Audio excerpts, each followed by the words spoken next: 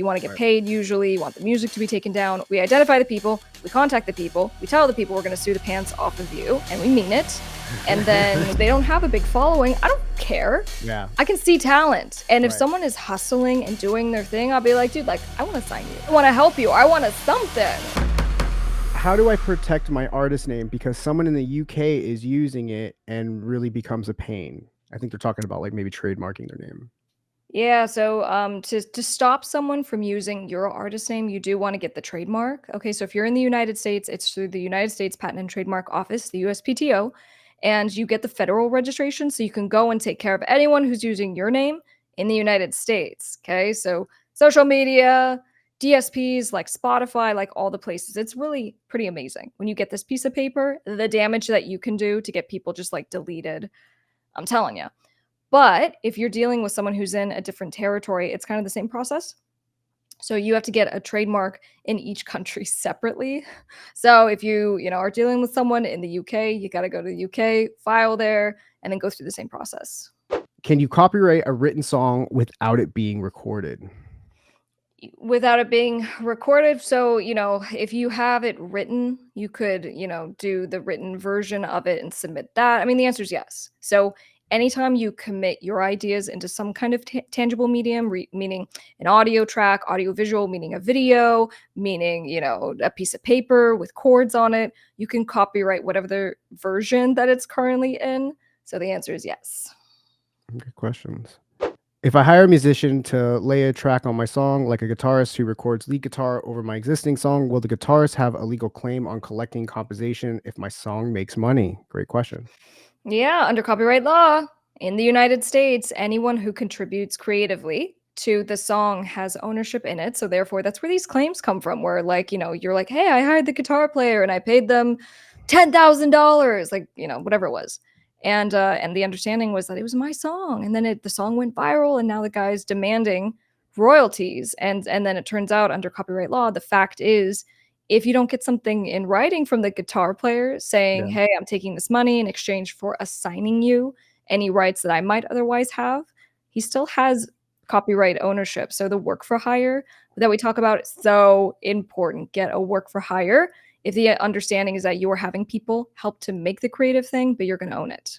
I have a question. When registering a copyright from the web, the form says 9 songs may be registered for an album. How is it that many big name albums get registered when they have more than 9 songs? Yeah, so when you do a standard application, it's not to confuse you guys. So if you do a standard application, you can do two things. One is you can register one unpublished song, okay, just one, if it has not been released yet. Or you can register a collection of work. So if it's an album, you actually don't have a limitation. So if there's 100 songs on your album, you are okay to file it within that one thing, but it has to be the same collection, same authors, same thing. The restriction, and this might be what you ran into, is if it's a group of unpublished works, which is a separate application, and the group of unpublished works, my understanding is it's 10. So you can file up to a total of 10.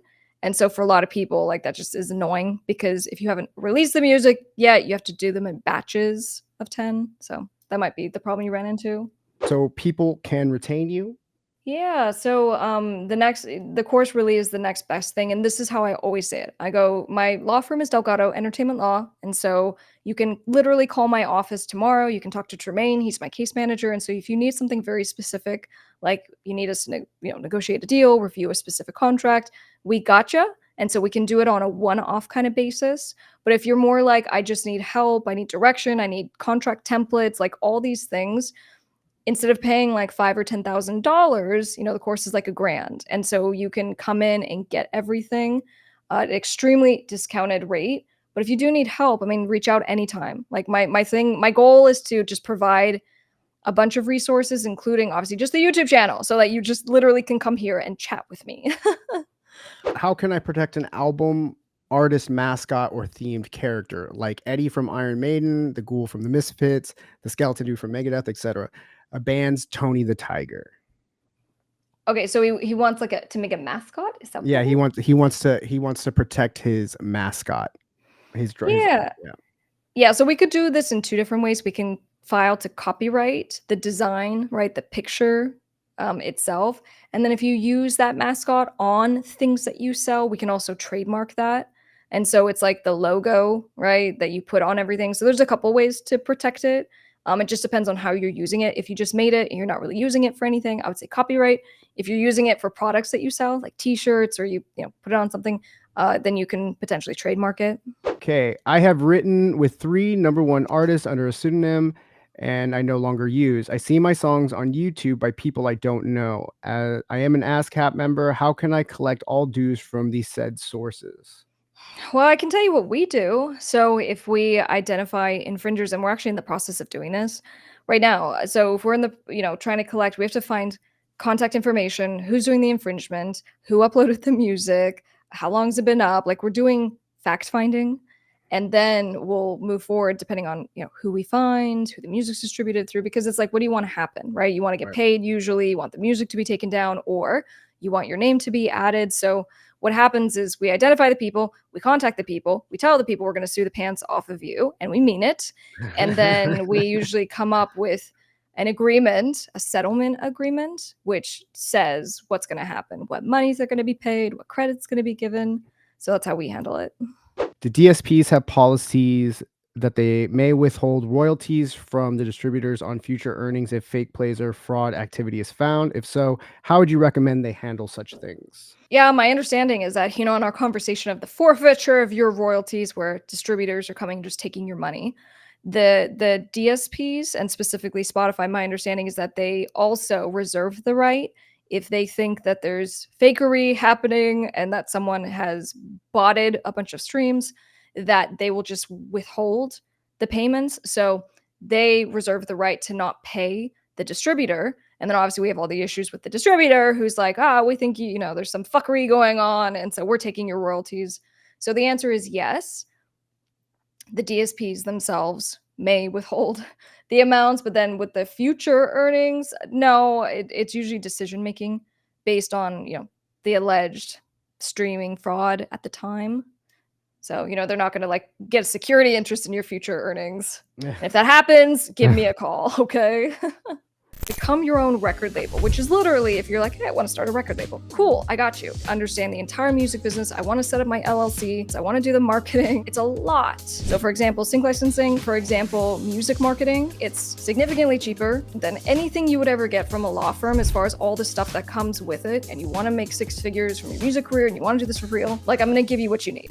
What about Fiverr's deal? If I hire a singer-songwriter from Fiverr to sing a top line, someone also asked a question referring to air gigs and these things. Yeah, and in fact, ORKO and I were kind of talking about this because in the Yeah, terms of service, they go, we're giving you the copyright assignment, you yeah, own everything, and for me, I'm squeamish. I got to be honest. I'm like, right, if it's not my work for hire that they signed, I don't like relying on third-party platforms, but right. obviously read the terms of service. Like just make sure it says you in fact own it, because here's what happens.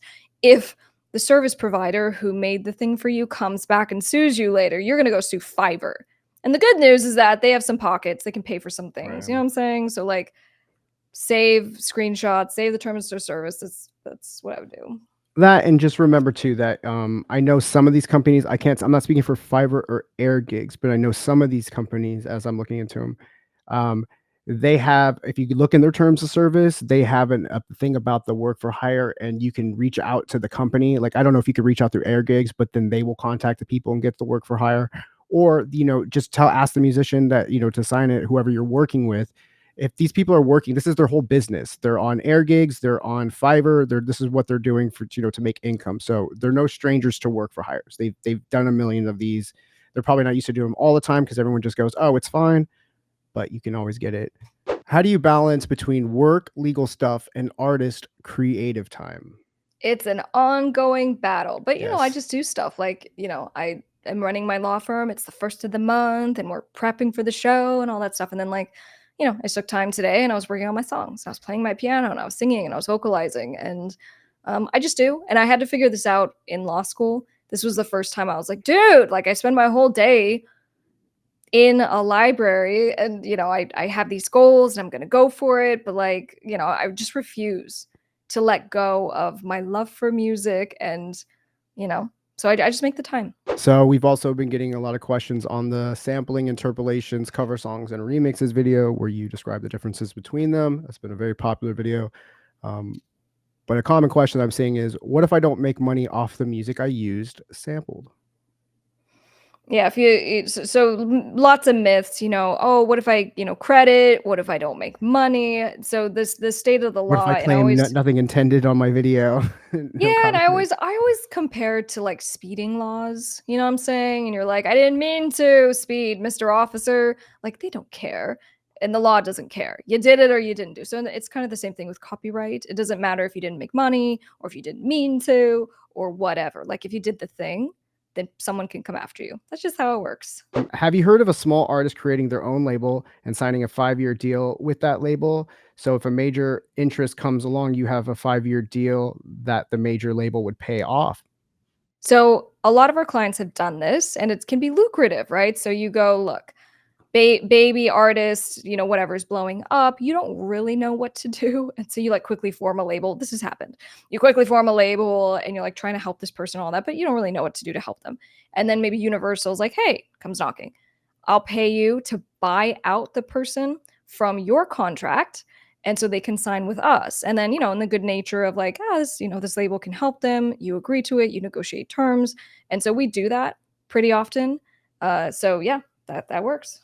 How do you get a parent label to notice any of your records EPK? Well, I mean, a parent label or any label, right? How do So you you're, get, yeah, yeah, I mean, how do you get someone's attention? Which is get the attention of everyone, right? So in the course, but also just something I generally teach, which is all about music marketing. And I go, stop having these middle people. I really need you to like elevate yourself, yeah, free yourself. If you're a music producer trying to sell your services or your sample packs or whatever, get your butt online and please post. There's so many ways that you can do it, even if you're kind of a shy type or whatever. And as you do it, continue to audience harvest in that you like collect emails, you collect phone numbers and stuff. So you take control of your audience. And so it's not just contingent on like the 1,000 people on Instagram, right? So like you actually have, 100 or 300 email addresses and you yeah. can let people know about what's going on. Anyway, sorry, sidestepping.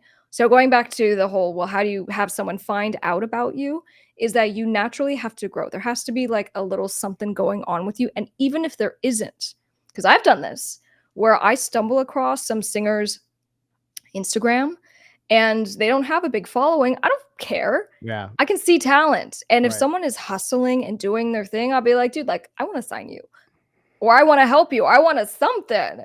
And so that could happen at any time. So you need to make sure that your stuff looks good. If I go to your socials right now, I don't care about numbers. I don't care about numbers. But does it look like you're trying? Are you releasing music? Can I even find your music? Or are you like, I'm a musician? And then every post is like your dog and selfies. Hey, right, You know what I right. mean? Right. That is absolutely key. And there's tons of artists that I find that I follow that are small that are just super talent, but they are growing fast because they're consistently putting out videos of them just singing and showing talent. We're going to be talking about audio and AI and stuff, but that's how you combat AI is by showing your human talent as much as possible. Um, this is where it's going to be absolutely key to really putting yourself out there, mastering things like social media, mastering things like taking control of your business and how you are, so you're not competing with all these Spotify artists. So you're again, going back to direct to consumer seems to really be the answer for everybody. If you own your audience and you know how to really just double and triple down on them and have them invest in you, that's how you're going to sell. That's how you're going to be successful. They're going to come to your platforms because they're there for you. Content is king. Your content is king. Like nobody else can do what you do. So remember that. And guys, we see there's been a couple more signups since Oh we've been wow. chatting. And Yeah, I just saw an email notification hey, come please through. look, let's go, let's go, let's go.